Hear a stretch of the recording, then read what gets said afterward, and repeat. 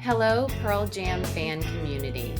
Welcome to the Wishlist Foundation's interview series, Candle of Thought, where we illuminate the people, causes, and music that are important to the Pearl Jam community. I'm your host, Chrissie Ferguson. Today, I'm excited to chat with James Burke, the lead guitarist for the Pearl Jam tribute band, the Ledbetters. The Ledbetters have been playing together as a tribute band since 2019. Today, we are going to be chatting with James to find out what it's been like to play in a band that brings Pearl Jam's music to life on stage for so many fans.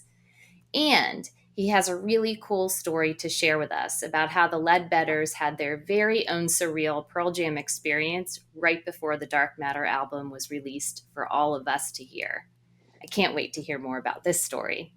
So, thank you for chatting with us today, James. I really appreciate you being here. Yeah, hi, Chrissy. It's great to be here. Thanks for having me.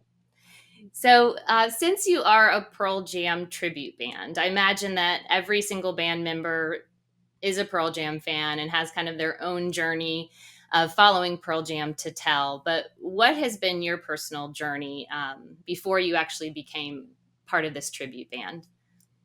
Yeah, you're right. I'm probably the biggest quote unquote nerd in the band for Pearl Jam. But I'm a child of the 80s and 90s. I think 10 came out when I was in maybe eighth or ninth grade. I'd been playing guitar for a couple years, and the first song I heard was Alive, and the solo at the end, right, as an aspiring lead guitarist, sort of reminded me of like Freebird, just a really long outro solo that I was like, wow, this is amazing. So I was hooked, bought the album, bought a wah wah pedal, and tried my best to learn all the songs immediately. And then, I think what's interesting about when they came out is, if you were, let's call it 15, 16 when that happened, you lived through Versus, Vitology, and then No Code was in, your college years when you were getting a little bit older. It seemed like they were maturing. And it's just a band that as we've aged, they've sort of aged along with. And I've been hooked ever since the first song I heard. I think musically they're on a amazing level, but I think what really differentiates them from a lot of other bands is just like lyrically, Mm-hmm. you know, Eddie Vedder's lyrics, just I think have an ability to sort of stop you in your tracks sometimes, and just a monster fan. So that's how I became a Pearl Jam fan, really, from the beginning of them. And how did you all come together as a band? Did you meet prior to, shows, or how did it all come to be? Yeah, it's kind of a weird story. No, we didn't. We didn't. Nobody in the band knew of each other. We're all from a small town called Doylestown, right outside of Philadelphia. And there's a bar locally called Mom's that at the time did like a pretty cool thing where they would have two bands come in, and one band would play the A side of an album, and another band would play the B side of the album. And at the time, they wanted two bands to do 10. And our singer was sort of looking to get some local musicians to try and pull it off. I had met him through his cousin, and we came together. We started playing, and the other band dropped out. So we wound up the bar was like, could you just do the whole album? And we were like, sure. So we learned it. We showed up. There was like a ton of people there, like I think maybe 400 or 500 people trying to get into this tiny little bar on the second floor. The floor was actually like starting to bow a little bit. It was Wow. probably not the safest. So we did a one-off show. All the guys in the band loved it. People reacted to it, so we were like, we should just keep doing this. And we kept at it. We got like a booking agent found us and started booking bigger shows for us.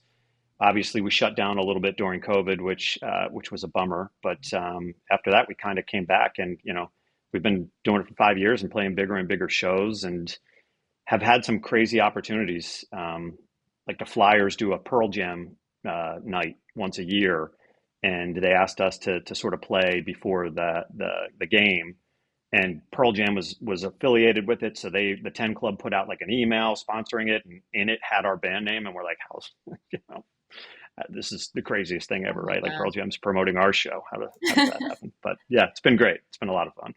Speaking of crazy opportunities, tell us a little bit more about um, what you were telling me about earlier that happened in Philly, or right before, I guess, we got to hear the Dark Matter album. Yeah. Yeah, this is a crazy experience. So one day I'm out actually shopping for groceries with my daughter, and I come back and there's like 60 texts on our band text string, and our singer Jamie had got somebody reach out to him. Her name was Kristen Carey, and she's like, "Hey, you're not going to believe this, but I've been to a bunch of your shows, and Pearl Jam's tour for Dark Matter is set up in Philly.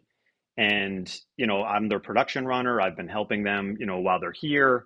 Pearl Jam was in Seattle rehearsing for the tour, but their whole tour was set up in Philly in an undisclosed location." And she's like, "We were sitting around one night and we had mannequins as the band, right? Which wasn't really helping them. And they were like, it would be great if we had, a real band to come down here and kind of be Pearl Jam." So she's like, "Would you guys be willing to do it?" And we're like, first off, who is this person? That this has got to be a prank. But it turned out being real. So one Tuesday, about 3 weeks, probably 3 or 4 weeks before the Dark Matter album came out, we drove down to this spot in Philly. We gave her over our cell phones because they didn't want us taking pictures because the tour hadn't kicked off yet. And, this tour has a whole lot of production elements and things that they've never done before. And we walk into an empty arena, and there is the stage, their whole touring crew, all the cameras, the lights, and they're like, "Do me a favor, just get up on the stage. We're going to play the new album for you. And then we're going to play, 2 hours of other Pearl Jam songs. And we need you guys to basically like be their stunt doubles." Um, and then, so we get on stage, they play the new album for us. We're like, "How is this happening?" Like, I'm standing on the stage. They're like, "Oh, by the way, Pearl Jam hasn't even gotten on the stage yet. So you guys are the first guys to get on the stage." So, we're up there playing along to all these songs, and you look behind you and see like a 50-foot version of yourself, like, and you're just like, how is this happening to us? Like, is this real life? And then at the end, they were like, "By the way, we taped this whole thing and we have a Zoom call with the band in a couple hours, and we're going to show them this so we can kind of get their feedback on things and what they like and what they don't like." And we're like, "So you're going to show Pearl Jam us on their stage playing to their music, like, you know?" Um, so it was crazy. It was, the craziest experience ever. I still kind of can't believe it happened. So did you actually have to play when you were on stage, or were you just kind of jumping around to the music, or what Yeah. exactly did you guys have to do? I mean, that's a lot of pressure. Yeah, great question. Fortunately, we didn't have to play. We had to sort of, it was like being in a music video. They told us to bring our guitars down.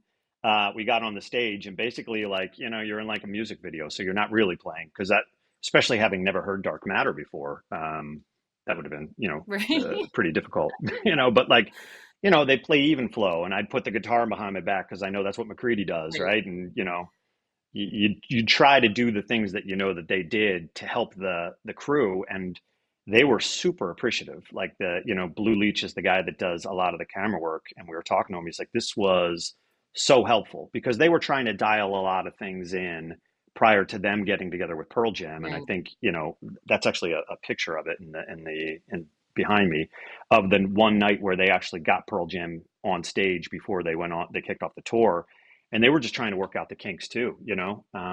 So I think, they were like thanking us, and we're like, "Okay, thank you." This is like a once in a lifetime situation. Did you ever hear what some of the feedback was?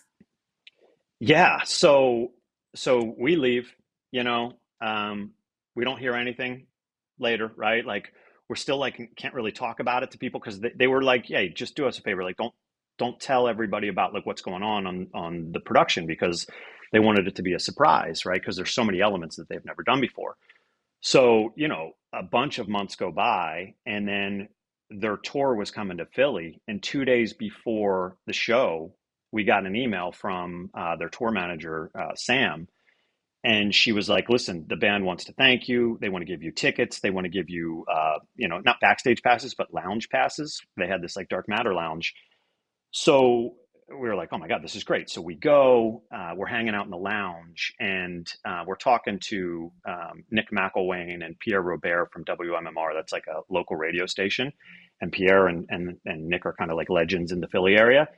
And Smitty walks out, the band's manager, the Pearl Jam's manager, and they're like, "Oh, hey, they were just telling us the story about how, they were on the stage, like dialing things in." And he's like, "That's you guys?" He's like, "We were like we thought that was CGI when we were watching it. Like, the band was like, who are these guys? Like, how are they on our stage? What are they playing? You know what I mean? So like, he loved it. He was like, that was amazing. It was so much fun. We had a blast watching you guys do that. So, it was confirmed that the band saw us on their stage, and That's so it's cool. still crazy. Yeah, it's crazy, crazy story. And you know what's cool? Like, there's little things you wouldn't know as a fan until you get on their stage. Like the stage is a little bit kind of springy because they jump around a lot, and we're all getting older, right? So like they were telling us like there's a little bit of spring to the stage because Eddie jumps, and they got to protect our knees, Right. as we get older. That is really So interesting. I definitely didn't know yeah, that. crazy stuff. Yeah, me neither. So when you heard these songs for the first time, like what stood out to you the most when you guys were on stage listening? Yeah, great question. Because that was interesting, right? Like at the same time, it was like an overwhelming of the senses, right? Right. You're on their stage, you got these lights going on, there's cameras like rising behind you. You see, yourself and other members of the band behind you, and you're also hearing these songs for the first time and really trying to remember them just because you're a monster fan. I remember really being impressed with Waiting for Stevie and just being like, wow, this song is amazing. Um, I just remember the first three songs kind of coming out pretty fast and Yeah. pretty aggressive, and just being like, wow, there's a lot of guitar forward songs here. And just thinking to myself, like, I don't know if it's this experience that's making me think this is, one of their better albums, or, if it is one of their better albums. But I think everybody sort of ranks their albums differently, but for me, Dark Matter, I think is one of their best albums in a while for me personally. I love all their albums, but I love every song on it, and it just keeps getting better for me. So I guess I was just thinking, wow, this is a great album. I can't wait to actually hear it. When I'm not on their stage. Right. Oh, what an experience. So Yeah, it was crazy. have you all learned a lot of the Dark Matter songs now that, Yeah. yeah, what all Yeah, do you great play? question.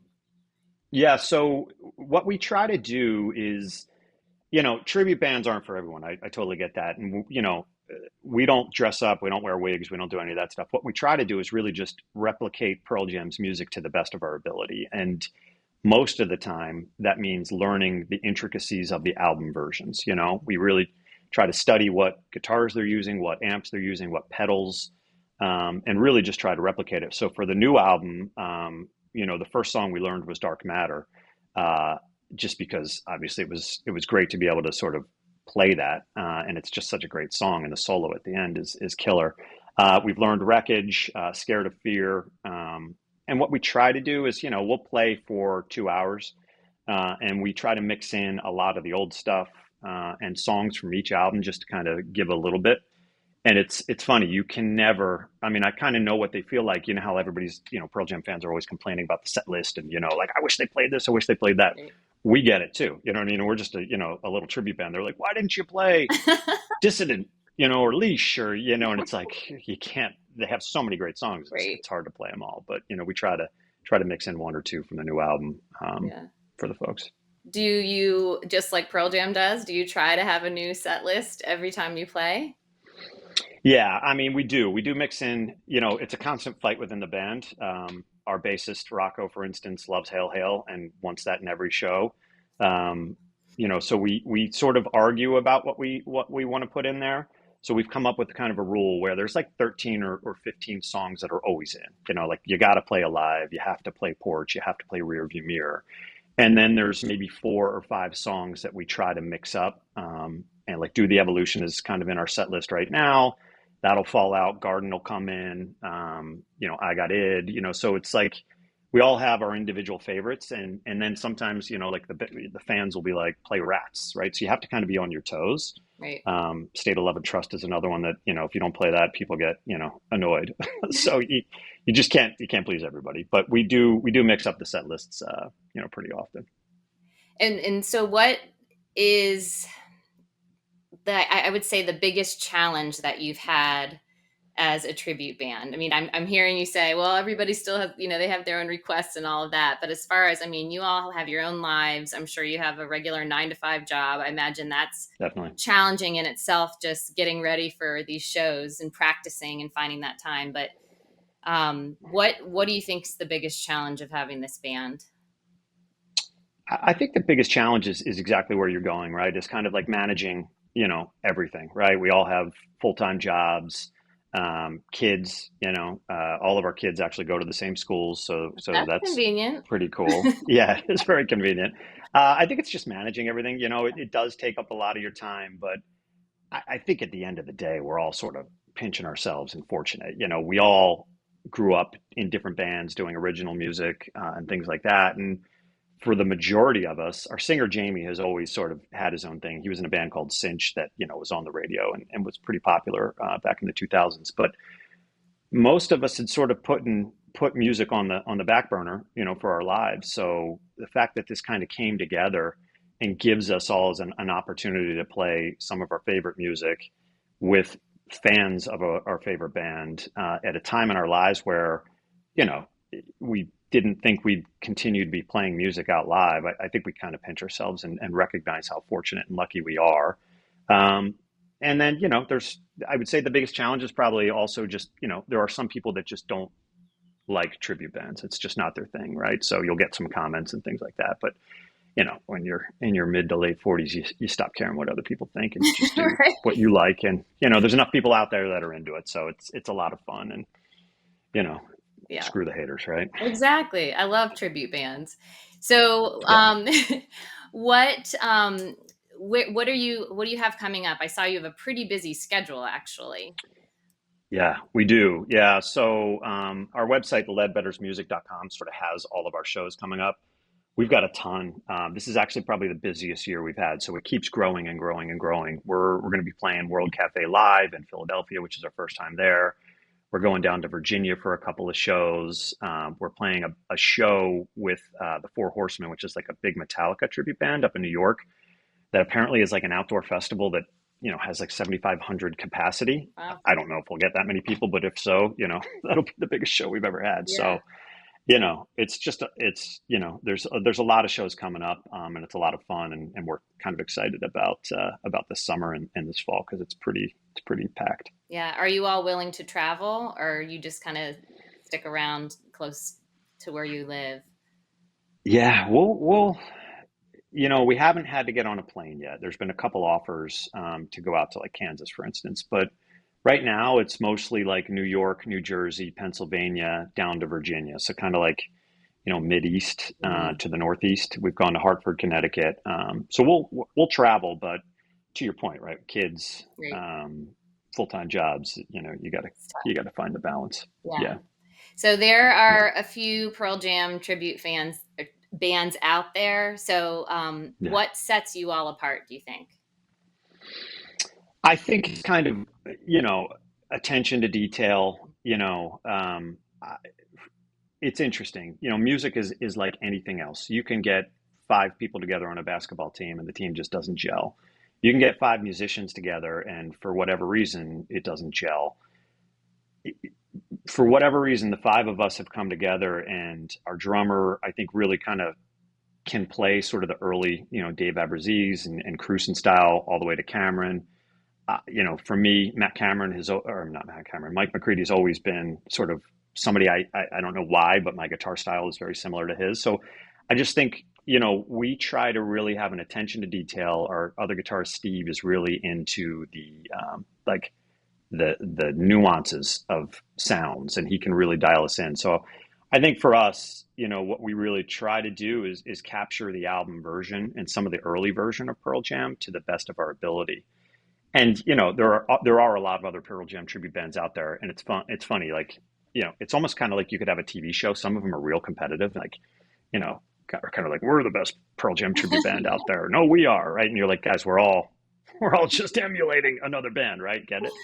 Um, but there's a band called the Ten Band in Pittsburgh that's really good. They've been around for I think like 25 years, and they've been super friendly to us. They've given us shows when they can't do it, so it's mostly a friendly community. It's a fun community. We play with a band called Super Unknown that does Chris Cornell and Soundgarden.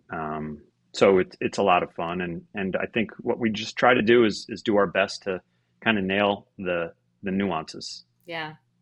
Well, I hope we get to see you play at some point. Maybe you could be playing a Yeah, that'd be great. Wishlist pre-party before one of these shows one day. Yeah, we'd love to do that. Yeah, we'd love to collaborate. I mean, we get a lot of people out, so if there's ways we can sort of raise, sort of noise about wish list, we'd love to. I've been to your pre-parties before, uh, just as a fan. So, big fan of what you guys do, and appreciate all that you do, not only for the community, but for fundraising and things like that. So anytime you guys are looking to collaborate, we'd love to. That would be awesome. Thank you.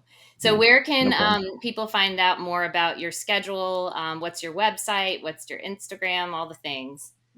Yeah, all the things. The best place is probably theledbettersmusic.com.